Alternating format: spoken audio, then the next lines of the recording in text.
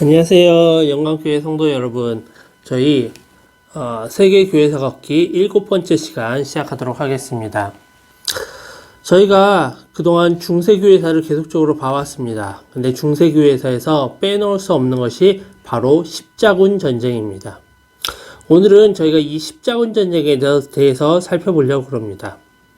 사실 교회가 생기고 나서 로마 제국에 의해서 기독교가 공인되고 나서 교회의 원래 모습보다는 그 교회가 인간의 욕심과 탐욕에 들어가는 일들이 참 많이 있었습니다. 그것으로 인해서 교회에 대해서 부정적이고 안 좋은 이미지들도 많이 생겼는데 그 부정적인 이미지의 결정적인 계기가 된 것이 바로 이 십자군 전쟁이었습니다. 그럼 이 십자군 전쟁은 어떻게 벌어지게 되었을까요? 이 십자군 전쟁을 알기 위해서 먼저 저희가 알아야 되는 것이 바로 이슬람의 등장입니다. 저희가 지난 시간에도 이 이슬람의 등장을 잠깐 살펴보았는데 여러분 여기 나오는 이 그림 많이 보셨을 것입니다. 이것은 사우디아라비아에 있는 메카라는 도시에 있는 카바 신전입니다. 이 메카는 이슬람의 창시자인 무하마드의 고향입니다. 그런데 사진에 있는 저 카바 신전은 무하마드가 태어나기 이전부터 존재하였다라고 합니다. 거기에는 1m가 안 되는 유성 운석 같은 검은 돌이 있다라고 합니다. 이 돌은 천사가 아담과 하와에게 주었던 것이고 아브라함의 아들 이스마엘이 메카에서 그 돌로 카바 성소를 세웠다라는 전설이 있습니다. 무슬림들은 자신의 조상을 이스마엘이라고 생각하기 때문에 그 조상이 하나님으로부터 받은 그 제단을 중요시하는 것입니다. 그리고 원래는 이 카바 신전의 검은 돌 곁에 360여 개의 많은 신들의 형상이 있었다라고 합니다. 원래는 이슬람이 각가의 부족 국가로 존재하면서 자신들이 믿고 있는 수많은 여러 신들이 있었고 그것들을 한 곳에 모아서 각 신들에게 제사를 했다라고 합니다. 그런데 무하마드가 메카의 한 동굴에서 알라만 섬기라라는 계시를 받고서는 다시 그가 도시로 와서 유일신은 알라를 섬겨야 된다라고 주장을 하였습니다. 막상 이 무하마드의 추종자들도 있었지만 기존의 우상 숭배를 하던 사람들은 그것을 절대 받아들이지 않았고 오히려 무하마드를 죽이려고 하였습니다. 그래서 무하마드는 아스립이라는 도시로 피신을 하였고 그가 피신을 한 해가 헤지라라는 이슬람 달력의 원년이 되었습니다. 이후에 야스림에서 세력을 크게 키운 무하마드는 다시 메카로 돌아오게 됩니다. 그리고 그것을 점령하고 나서는 360개의 우상들을 다 치워버리고 검은 돌만 두었다라고 합니다. 그래서 지금도 전 세계의 무슬림들은 그들이 어디에 있든지 저 메카가 있는 곳을 향하여서 하루에 5번씩 기도를 하도록 하고 있고 또한 무슬림들은 저 메카에 성지순례를 와서 그들이 7번 절을 하고 그것을 도는 것이 하나의 소원으로 작용을 하게 되었습니다. 이렇게 무함마드로부터 시작된 이슬람은 무함마드의 인도 아래 아라비아의 다른 여러 다신교 부족들을 하나로 통합해 나아갔습니다. 그리고 그 당시에 약대 상인들도 사막 곳곳을 다니면서 이 이슬람교를 전파하였습니다. 그래서 당시에 여러 부족이 난립해 있었던 아라비아 지역은 이 이슬람교로 단일화해서 그들이 하나의 제국을 이루게 되었습니다. 그리고 그들은 계속적으로 전쟁을 통해 주변으로 확장되어 나아갔습니다. 그래서 634년에는 비잔틴 로마 제국과의 전쟁에서 승리를 하기도 하였고 636년에는 야르목강 전투에서 승리하여서 시리아를 얻게 됩니다. 그리고 638년에는 그들이 드디어 예루살렘을 정복하게 되었고 641년엔 신페르시아 제국까지도 멸망시켰다라고 합니다. 그래서 예루살렘 지역은 십자군 때 수복했던 12세기를 제외하고는 무려 1200년 동안이나 이슬람의 관할로 존재를 하였다라는 것입니다. 이렇게 이슬람은 굉장히 전투를 잘하는 민족이었고 그들은 전쟁을 통하여서 넓은 지역을 통치해 나아가면서 계속 그 제국을 확산해 나아갔습니다. 그런데 모든 제국이 그러하듯이 후계자의 자리를 놓고 많은 내전과 반란들이 일어났습니다. 그래서 이슬람 제국은 옴니아드 왕조나 아비스 왕조들이 나왔었고, 나중에는 셀주크 투르크라는 새로운 부족이 성장하면서 그들이 아비스 왕조를 굴복시키고 셀주크 대제국을 건설하였습니다. 기존의 아베스 왕조는 기독교인들이 예루살렘에 성지순례하는 것을 허용해 주었습니다. 근데 셀주크 투르크는 기독교인들을 살해하고 그들이 성지순례를 하지 못하도록 막았습니다. 이 셀주크 투르크는 비잔틴 로마 제국에 큰 위협이 되었고, 이 두 세력, 이슬람과 서유럽이 충돌한 것이 바로 십자군 전쟁입니다. 사실 십자군 전쟁 이전에도 이슬람과 기독교 간의 충돌은 계속적으로 있어 왔습니다. 674년 옴니아드 왕조의 설립자인 칼라프 무아위야는 콘스탄티노플을 침공을 시도하였습니다. 근데 막상 처음에 이 시도는 로마인들의 승리로 끝나게 되었고, 30년 후인 717년에 이슬람 군대는 훨씬 더 대규모로 콘스탄티노플 점령을 강행하였습니다. 전략적으로는 이 이슬람 군대가 훨씬 더 수적으로도 우위에 있었으나 콘스탄티노플 성은 삼중에 튼튼한 성벽이었었고, 또한 시대적으로 겨울이 되자 동절기를 대비하지 못한 이슬람 군대는 더 이상 전쟁을 하지 못하고 퇴각을 하였습니다. 그리고 이 이슬람이 계속적으로 확장되는 데 있어서 유럽으로 진격하는 것을 732년 투르와 푸아티의 전투에서 마르텔이 승리하면서 그 이슬람 지역은 하나의 지역으로 유럽에 진출하지 못하는 세력으로 그렇게 고정이 되어 갔습니다. 그 이후에도 이슬람은 계속적으로 세력을 넓혀 나가려고 하였습니다. 그래서 1071년에는 소아시아의 만지컨투 전투에서 비잔틴 제국을 대패시키고 소아시아 반도 대부분을 얻었습니다. 이 전투에서 비잔틴 제국의 황제가 포로로 잡혀서 엄청난 굴욕을 당하기도 하였다라고 합니다. 그리고 1095년에는 이슬람이 비잔틴 제국의 수도 콘스탄티노플에서 불과 90km 떨어진 니케아까지 점령을 하게 되었습니다. 비잔틴 제국은 소아시아 전체를 잃을 위기가 되었고, 수도 콘스탄티노플까지 위험한 지경이 되었습니다. 이런 비잔틴 제국이 의지할 때는 서유럽뿐이었기에 비잔틴 제국의 황제 알레시오스는 교황 우르반 2세에게 원군을 청하였습니다. 교황은 이 상황을 동방까지 자신의 영역을 넓힐 기회라고 생각하고, 프랑스의 서부 페랑성에서 주교와 영주를 모아놓고 콘스탄티노플과 예루살렘을 되찾자라고 주장을 하였습니다. 이때 나왔던 구호가 하나님이 원하신다라는 것이었습니다. 그래서 그 교황의 부르심에 응답한 많은 사람들이 십자군으로 모이게 되었습니다. 근데 처음 조직된 이 십자군은 두 무리로 나눌 수가 있습니다. 바로 농민 십자군과 기사 십자군입니다. 원래는 모든 사람들을 다 모으고 그 가운데 정예부들을 만들어서 파병을 하려고 그랬는데 1096년 4월 은지아 피에르는 사람이 사람들을 선동하여서 4만 명의 농민 십자군을 모으고 쾰른에서 출발을 해버렸습니다. 피에르는 자신이 예루살렘을 정복하라는 베드로의 환상을 보았다라고 주장하면서 당시에 어렵고 힘든 상황에 있었던 농민들을 꼬드겨서 함께 원정에 나가게 된 것입니다. 그런데 막상 농민들이 전쟁에 나가다 보니까 준비 과정이 너무나도 부족했습니다. 제대로 된 조직도 없었고 물자 수송 계획도 없었습니다. 결국 그들이 4만 명이나 되는 무리들이 그렇게 이동을 하다가 결국 그들은 헝가리에 이르자 약탈을 하였었고, 그 가운데 전투가 벌어져서 수천 명이 죽기도 하였습니다.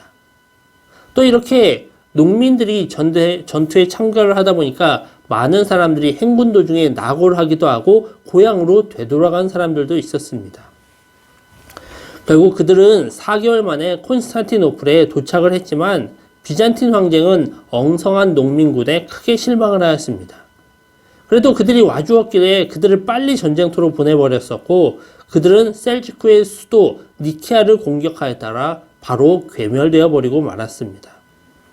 그 가운데서 다행히 살아난 사람들은 붙잡혀서 이슬람으로 개종을 하거나 노예로 팔려버리게 되었습니다. 이렇게 농민 십자군은 비참하게 끝이 났지만 이것은 셀주크군을 방심하게 만드는 계기가 되었습니다.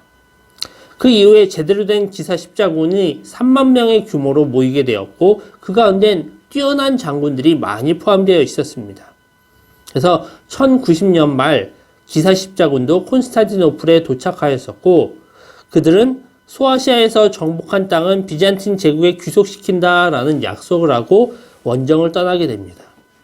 그들도 바로 니케아로 가서 니케를 공격하였고 마침 술탄은 타 부족과의 전쟁 때문에 니케아를 비운 상태였습니다. 이렇게 십자군은 니케아를 손쉽게 점령하고 나서 안티오크 성을 공격하기 시작하였습니다. 근데 막상 이 안티오크 성은 니케아 성과는 달리 8개월 동안이나 긴 공성전을 하였었고 간신히 적의 수비병을 매수하여서 성을 함락시킬 수 있었습니다.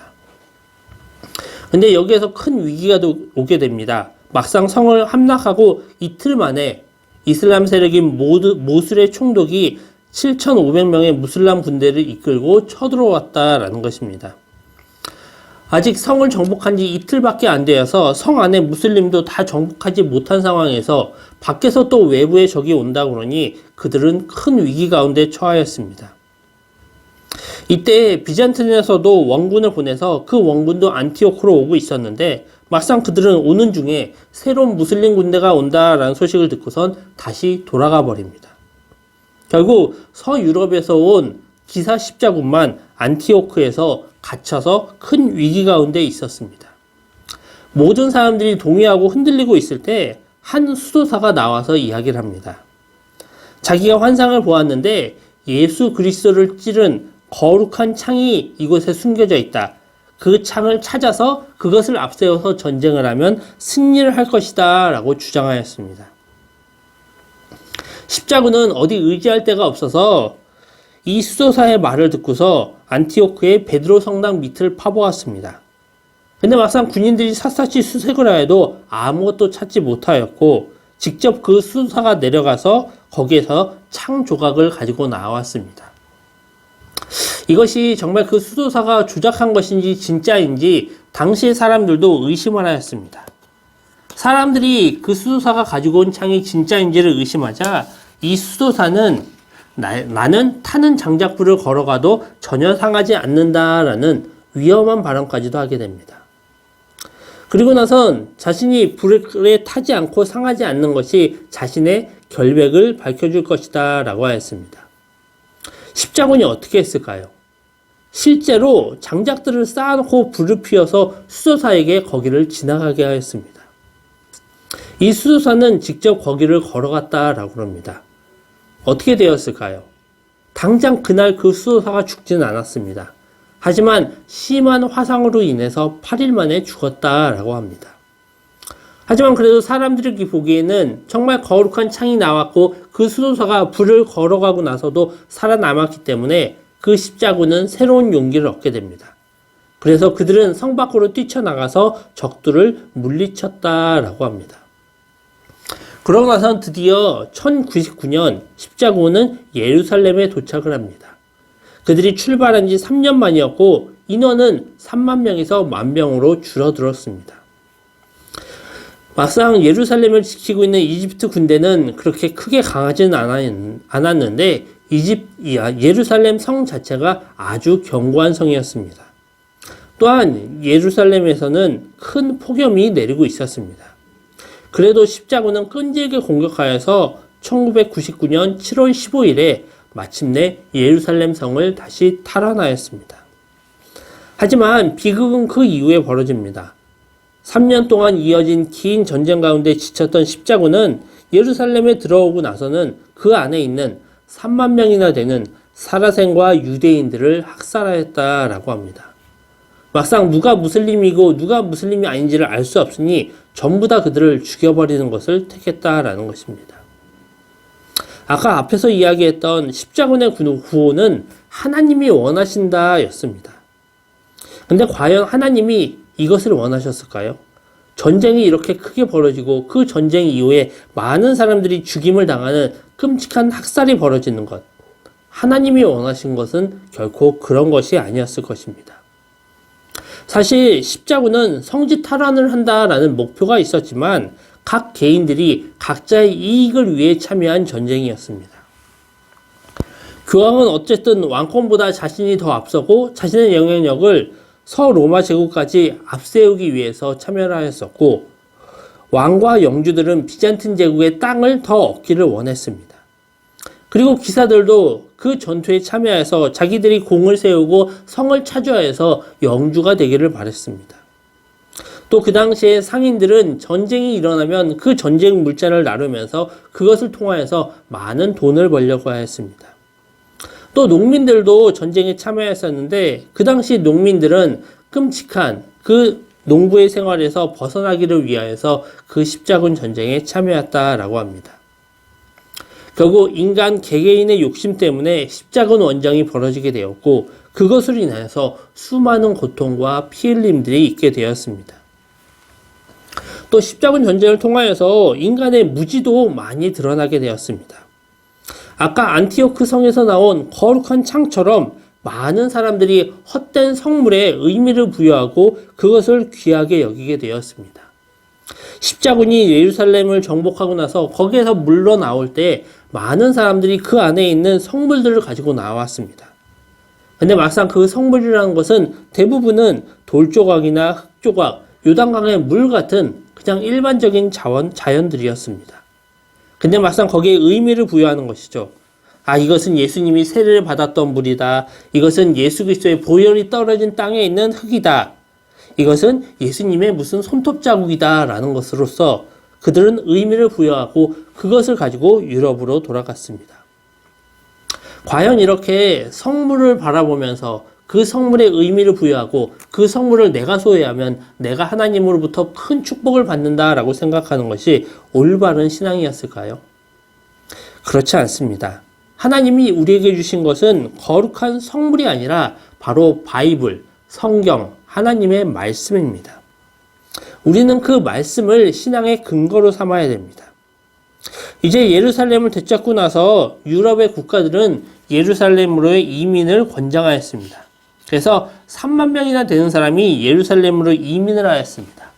그리고 순례도 다시 재개가 되었습니다.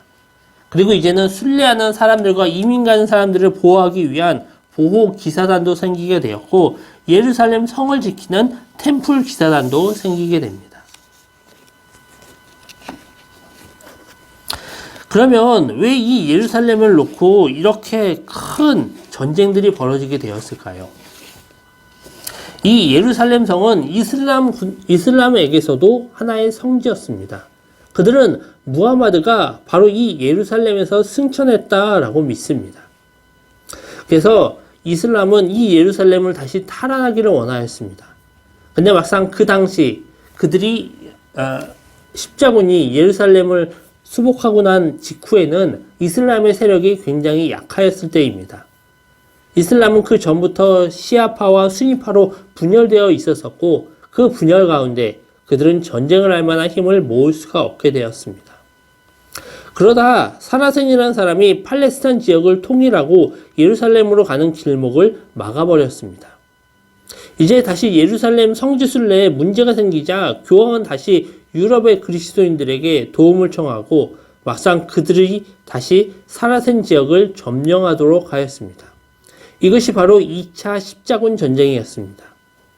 이 2차 십자군 전쟁에 프랑스의 루이 7세와 독일왕 콘라드 3세가 출전하였지만 막상 그들은 서로 간에 갈등만 하다가 실패를 하게 됩니다.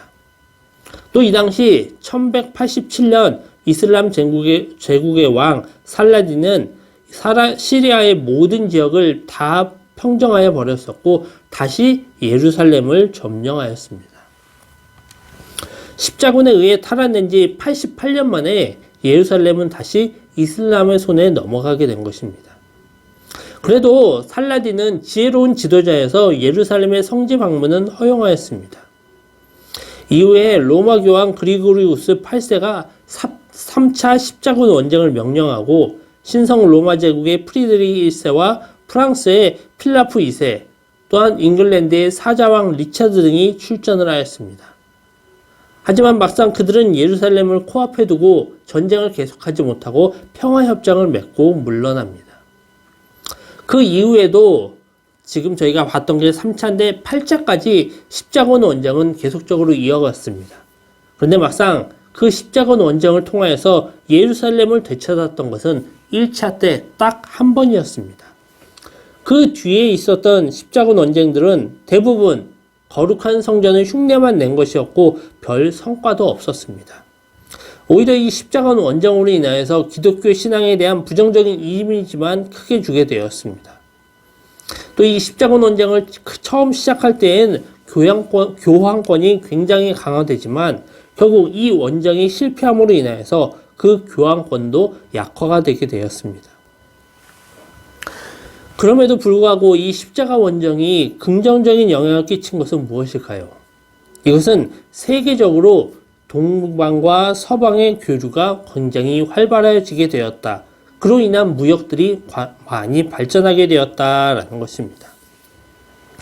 그러면 이제 이런 십자군 전쟁이 실패로 돌아가고 교황권이 약화된 상태 가운데서 어떤 일이 벌어지게 되었을까요? 이제는 더 이상 교회를 중심으로 모이는 것이 아니라 개인의 신앙과 공동체의 신앙을 위한 모임들이 만들어지게 되었습니다. 그 중에 하나가 발도파들입니다. 지금 이 그림에 나오는 이 사람은 피터 발도입니다. 그는 1140년에 태어나서 1218년까지 살았는데 그는 돈 많은 프랑스 리옹 출신의 상인이었습니다. 그럼 그가 1170년경 교회 가난한 사람들을 위해 전 재산을 나눠주고 성경을 읽고 복음을 전하였습니다. 나중에는 그를 따르는 사람들이 생겨나게 되었고 이를 발도파다라고 부르게 되었습니다. 근데 막상 1179년 교황이 주관한 라테랑 공의회에서는 이 발도파를 정죄하였습니다. 그러면서 정해진 것이 평신도는 앞으로 주교가 허락한 경우에만 성경을 읽을 수 있고 그 외의 경우에는 성경을 읽을 수 없도록 하였습니다. 당시 발도파들이 하던 것이 라틴어로 된 성경을 번역하여서 이탈리아어로 사람들에게 나누어 준 것이었습니다. 그래서 개인이 자신의 성경을 읽음으로 인해서 하나님의 말씀을 깨닫게 되는 것인데 교회가 그것을 강력하게 반대하고 나선 것입니다. 이후에는 네 번째 라타랑 공의회에서 발도파를 아예 이단으로 규정하게 되었습니다. 당시에 카톨릭 교회는 화채설과 연옥설들을 주장하였었는데 막상 발도파가 직접 성경을 읽어보니 그 내용은 성경책에 없는 것이었습니다. 그래서 그들은 교회의 교리를 반발하였었고 그것으로 인하여서 많은 박해를 받게 됩니다. 저희가 지금도 교회에서 보면 이렇게 성경적이지 못한 부분들이 참 많이 있습니다. 이제는 교회가 세상을 따라가면서 교회 안에 세상적인 경영 기법이나 광고 기법들이 들어오는 경우들도 많이 있습니다. 하지만 우리는 그 가운데 무조건 교회 말에 순종해야 된다라는 것이 아니라 우리가 직접 하나님의 말씀인 성경을 보면서 그것이 신앙적으로 무엇이 옳고 무엇이 그른지를 판단해야 됩니다. 또 이 시대에 나왔던 사람 가운데 한 사람이 바로 아시스의 프란체스코입니다.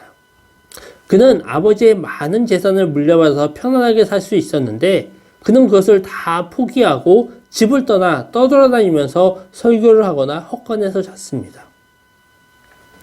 그는 비록 수도원에서 있었지만 수도에서만 있는 것이 아니라 마을과 시장을 돌아다니면서 가난한 자들, 병든 자들의 친구가 되어 주었습니다. 그리고 그는 이렇게까지도 교회 일들을 하면서도 결코 사제서품을 밟지 않았습니다. 그래서 그를 따르는 11명의 동행장들이 있었었고 그들을 작은 형제단이다 라고 불렀습니다. 나중에 그들은 그의 스승의 이름을 기념하여서 프란체스코 수도원을 세웠었고 그들은 최초로 탁발을 하면서 그러니까 사람들에게 가서 먹을 것을 달라고 구걸을 하는 것입니다. 그렇게 탁발을 하면서 가난해지는 것을 최고의 미덕으로 여겼습니다. 근데 막상 이런 프란체스코 수도원이 사람들에게 관심을 받게 되고 많은 사람들이 거기에 동조를 하다 보니 어떻게 되었을까요? 교회에 많은 기부금들이 들어오게 되었습니다. 그리고 프란체스코 수도원은 점점 부자가 되어갔습니다. 결국 프란체스코 수도원은 자신들의 초기의 정신이었던 탁발과 가난을 잃어버리게 되었습니다. 또 1216년에선 도미니크가 프랑스에서 도미니크 수도원을 창립하였습니다. 그들은 성경 연구에 굉장히 매진을 하였습니다. 그래서 그들은 이단들의 잘못된 교리를 밝혀내기도 하고 바른 교리를 증명하기도 하였습니다. 또 그들은 거기에 머무르는 것이 아니라 그들이 직접 유대인과 무슬림에게 전도를 하려고 다가가기도 하였습니다. 이 도미니크 수도원의 대표적인 학자가 바로 토마스 아퀴나스입니다. 근데 이 도미니크 수도원도 탁발을 하고 엄격한 수도 생활을 강조하고 특별히 학문적인 연구를 많이 하였는데도 이 수도원 가운데 재산이 점점 쌓이면서 교회가 점점 부유해지면서 결국 그들도 타락하고 말았습니다. 이렇게 중세 수도원들은 원래 취지와는 다르게 점점 부해지게 되었었고 이것은 수도원의 취지와는 정면으로 위반되는 것입니다. 그리고 그것으로 인하여서 결국 수도원들은 타락의 길을 걷게 되었습니다. 한때 중세시대의 등불의 역할을 한 수도원들은 이렇게 재물로 인하여서 그 안에 욕심으로 인하여서 천천히 몰락해 갔습니다. 오늘은 제가 여기까지 강의를 하도록 하겠습니다. 저희가 다음 시간이 마지막 8강인데 저희가 이번 상반기 성경대학은 마지막 8강까지 진행을 하도록 하겠습니다.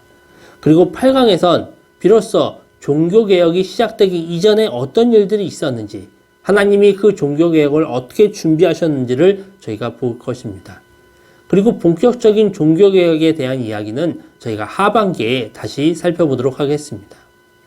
이상입니다. 지금까지 시청해 주셔서 감사합니다.